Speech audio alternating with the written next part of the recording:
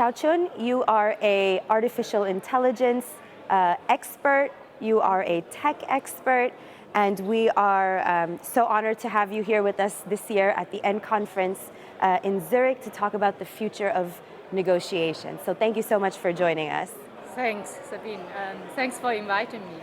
It's an honor for me to speak at the END conference.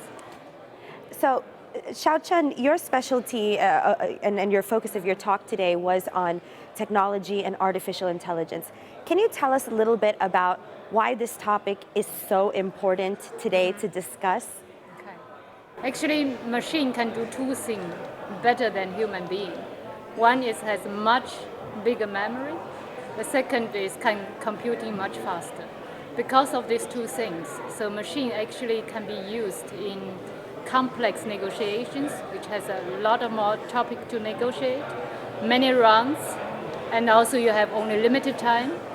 And that's the best actually situation to apply a machine.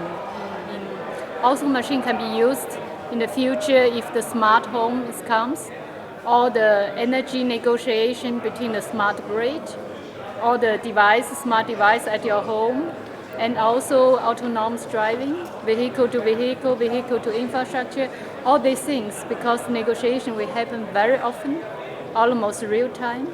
So it's the best way to apply a machine in this situation. And it's really interesting because we always talk about it will come, it will be, but it is here. Yes. Already now. Yeah. Can you give us some examples of how machine learning is already heavily involved in negotiations today? Okay, so there are three categories of where machine is applied. The first one, probably everybody knows, you use machine as a supporting system to help you to grab information, and this I don't need to mention it. The second part is we all know, for instance, the high frequency trading, those kind of trading bots. Yeah. In the programmatic advertising, you know that the bots are bidding our placement. Yeah. Also in eBay, you have a so-called snipping agent, right, who bid at the last second to increase the price. Those are the simple, let's say the simple scenarios where a machine applied. But there are also complex scenarios where machine is applied.